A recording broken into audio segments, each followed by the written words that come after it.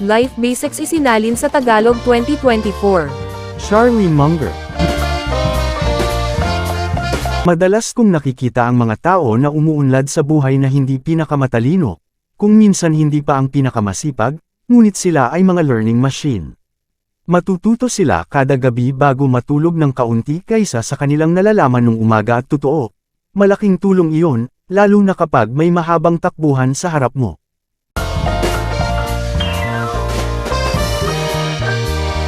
Ibigay ang bawat araw sa pagsubok na maging kaunti mas marunong kaysa nung paggising mo.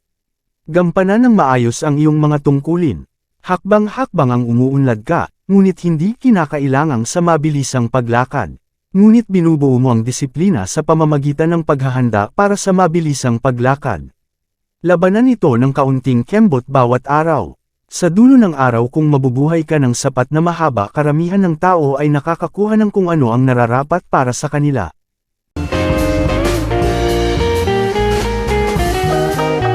Ang pinakamagandang bagay na magagawa ng isang tao ay tulungan ng isa pang tao na magkaroon ng mas maraming kaalaman.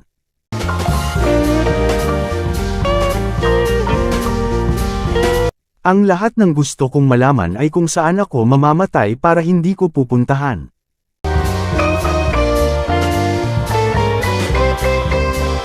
Naghahanap ka ng maling pagtaya. Iyan ang pagnenegosyo. At kailangan mong malaman kung sapat na ang iyong nalalaman upang malaman kung mali ang pagtaya. Iyan ang value investing.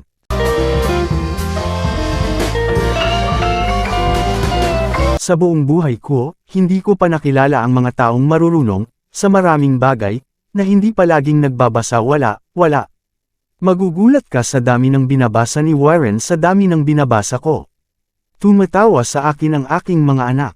Iniisip nila na akong aklat na may dalawang paa.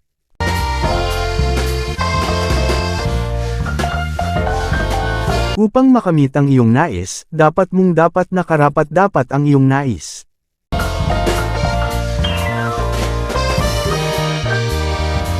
Hindi mo kailangang maging matalino, kundi kaunti lang mas marunong kaysa sa ibang tao, sa kabuuang bilang, sa loob ng mahabang panahon.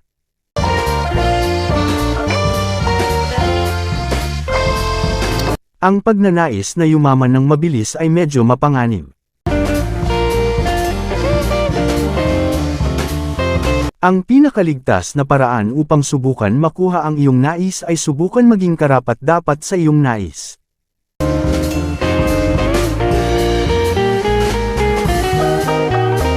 Ang malaking pera ay hindi nasa pagbili o pagbebenta, kundi sa paghihintay.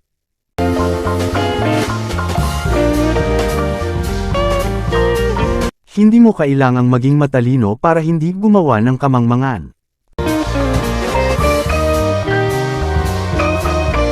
Kung tatanggalin mo ang aming pinakamahusay na 15 desisyon, magiging mayroon kaming medyo average na record. Hindi ito sobrang pagiging aktibo, kundi sobrang pasensya. Sumunod ka sa iyong mga prinsipyo at kapag dumating ang mga pagkakataon, sinamantala mo ito ng may sigasig.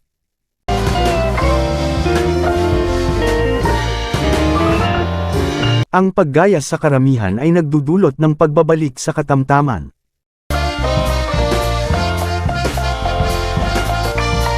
Ang unang tuntunin ng masayang buhay ay mababang mga asahan.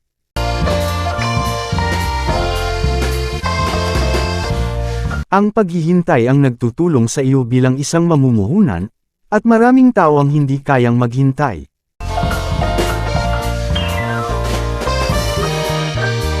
Ang bakal na tuntunin ng kalikasan ay, makukuha mo ang iyong gantimpala para dito.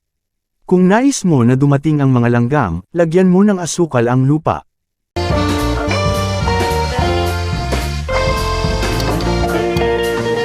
Isang magandang negosyo sa tamang presyo ay mas mahusay kaysa sa isang tamang negosyo sa magandang presyo.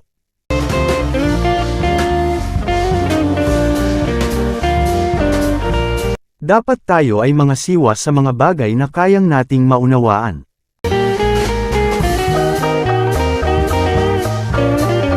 Ang pinakamagandang nangyayari sa atin ay kapag ang isang magandang kumpanya ay nagkaroon ng pansamantalang problema. Nais naming bilhin sila kapag sila ay nasa mesa ng operasyon.